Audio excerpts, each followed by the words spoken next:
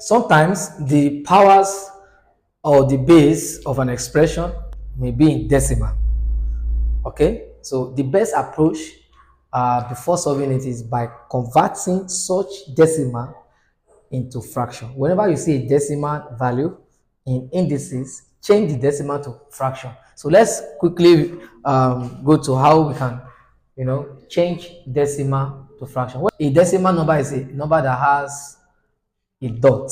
For example, if I have 2.5, this is a decimal number.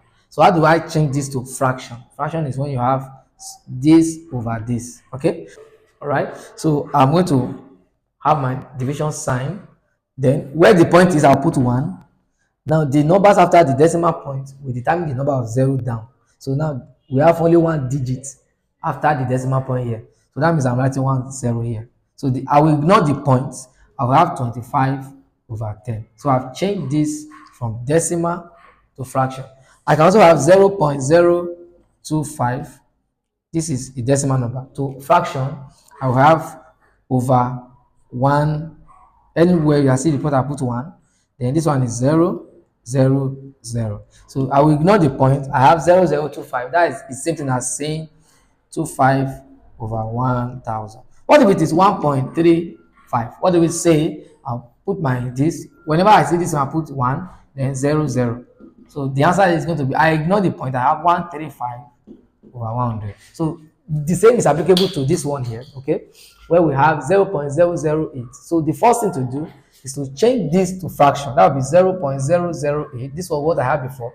Then over what? How many 0 here? So how many digits? 3. Okay, then everything raised to power 1 over 3. So what do? I will ignore the point. I will write 8 over 1000. Then everything raised to power 1 over 3. This is fraction index. Okay, so what do we say? I'll take the cube root of the two of them. So that will be cube root of 8 over 1000. So now everything raised to power 1. So here I will now find the cube root of 8 is 2. The cube root of 1000 is 10. All right. So by the time I reduce it, 2 here 1, 2 here 5. So the answer is 1 over 5. Then for the other one,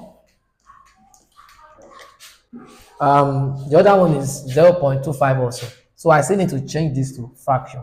So that will be 0.25 over, this one will be 1, then 0 0. Everything is to power minus 2. That gives me 0. That is all. I will know the point. I'll have 25 over 100 raised to power minus 2. So I can reduce it. Yeah, I can. So what do I say? 25 here 1, 25 here 4. So here I have 1 over 4 raised to power minus 2. Do you know what that means?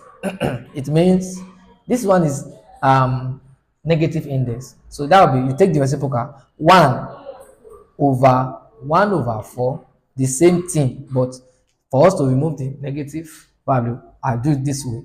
And this power is for the two of them here. So I have 1 over, the square of 1 is 1, the square of 4 is 16.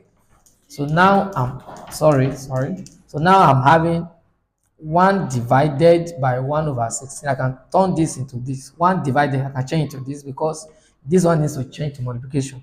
So I have 1 times 16 over 1. So the answer is 16. Here's the last one.